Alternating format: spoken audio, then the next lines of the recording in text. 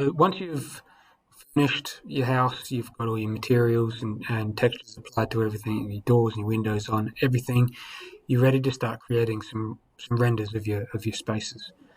Now, to do that, we need to create our own camera to do that. So try to be on like ground floor or your level 1, the level that you're trying to create your view from, and go up to where the 3D or view, 3D view. We're going to create a camera. Now, you get this little camera icon on your mouse.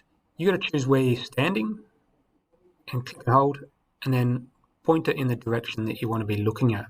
And this little X I've got here where my mouse is the target. I usually try and go as far as I can in any one direction because the view usually stops at this point. So if I were just to do this, then I won't see anything in front of that little ottoman there. I won't see the couch. So as far as you can in that direction. And it creates our 3D view. At the moment, it's just in hidden lines. So if it's realistic, it's more of an idea of what it looks like. You can drag these around so you can open up the view a bit more to see what it looks like. If you drag it too far, it will start stretching the view, which can look really distorted and unnatural. So try not to go too far. Right, just go sort of part way through this window actually.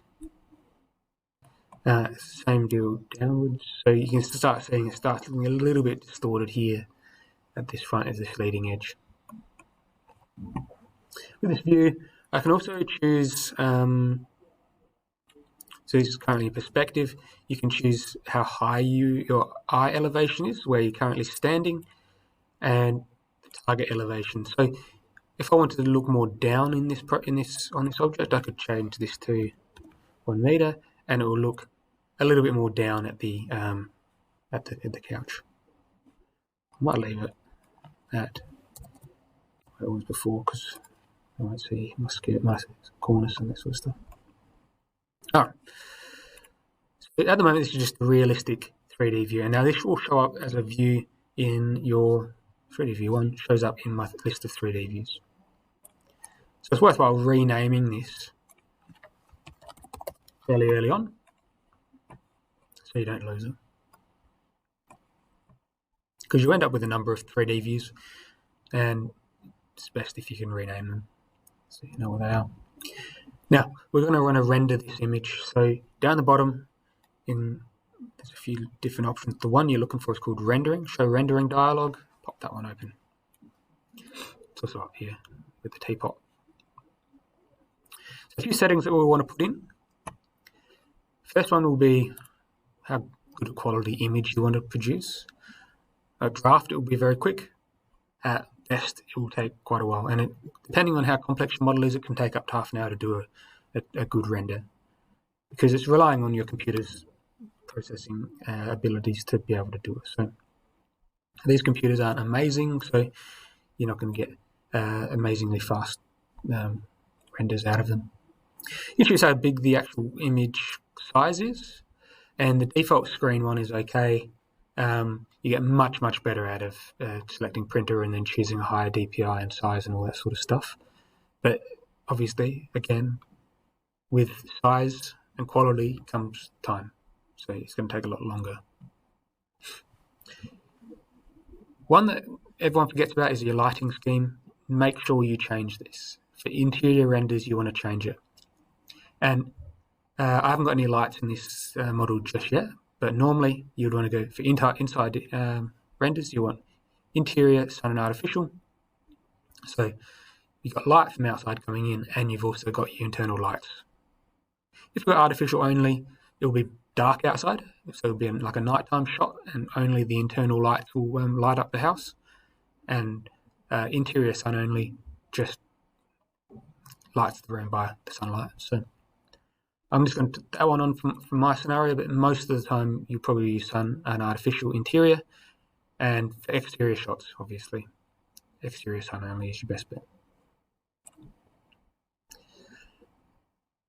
You can also turn off any lights that you have in your house because it will calculate the entire building with all the lights on and how the lights from other rooms affect this room. So we don't need to turn anything off at this point. You can choose what's in the background. Currently it's just got a few clouds. You can make it more cloudy or less cloudy, or you can put an image in the background, sort of thing. I'm hit render on there. It's on draft, so the quality will be horrendous, but it won't take forever. Now my couch, you can see, has got some sort of reflective surface on it. So the couch hasn't really got a texture on it, so it reflects a bunch of the stuff around it. So it's not ideal. Once you've rendered it, you can modify the lighting. So you've got to adjust exposure. This is really handy, especially if your image comes in really dark. Quite often, you render your space up, you forget to change your lighting scheme, and it will look like this. So you can manually override how bright the room is. You can manually override how bright the highlights are. So the light coming in from outside is blinding at the moment, so I might make that just a little bit darker. Just to tone it down. It's not heat better, but it just does something. Shadows. Sometimes you get really, really dark shadows and you might want to lighten them up a little bit. So I turn that up a bit. So that can sort of lighten your image up. Your saturation just adds sort of more intensity to your image. So apply. With intensity usually comes a warmth. So I can really see that green grass texture outside now. It looks a bit more. Might just tone that down a little bit. It's a bit overcooked. And then you've got a white point as well. So you can make the room feel warmer or cooler. And usually it's worthwhile having a play with this with your lighting, interior lighting, because it usually comes through very warm and honey sort of coloured.